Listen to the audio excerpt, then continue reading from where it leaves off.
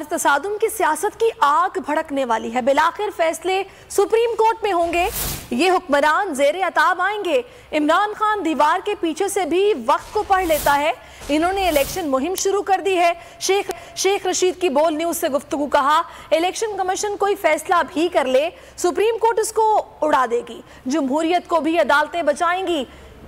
इसी साल इंतखाबात देख रहा हूं, 15 सितंबर तक दिन बहुत अहम है। पीपल्स पार्टी काम निकलने के बाद ठुड्डा मारती है।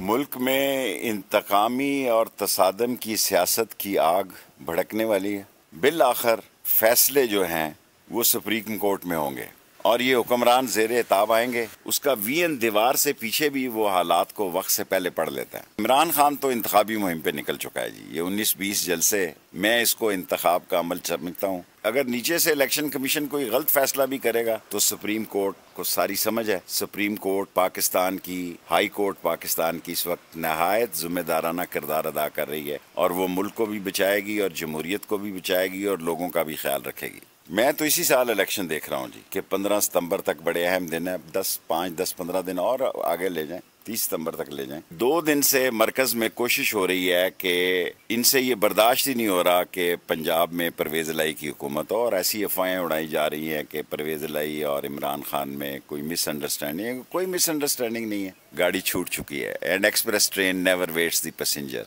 You have to reach right time, they have missed the train. Shahbaz Sharif बेबस तरीन वज़ीर आज़म है जिसकी अपनी पार्टी में भी इज्जत नहीं जा रही है। मुझे तो बाज़ शक पड़ता है कि ये सारा फैसला तो लंदन में ही हुआ। एमक्यूएम को मेरी दरख्वास्त है कि वो खुदा के पास जाएं। अब पीपल्स पार्टी को एमक्यूएम समझती नहीं थी कि ये किस किस्म की पार्टी है। ये मतलब निकल जाए तो ठुड मारती है, ये उनको पता होना चाहिए था।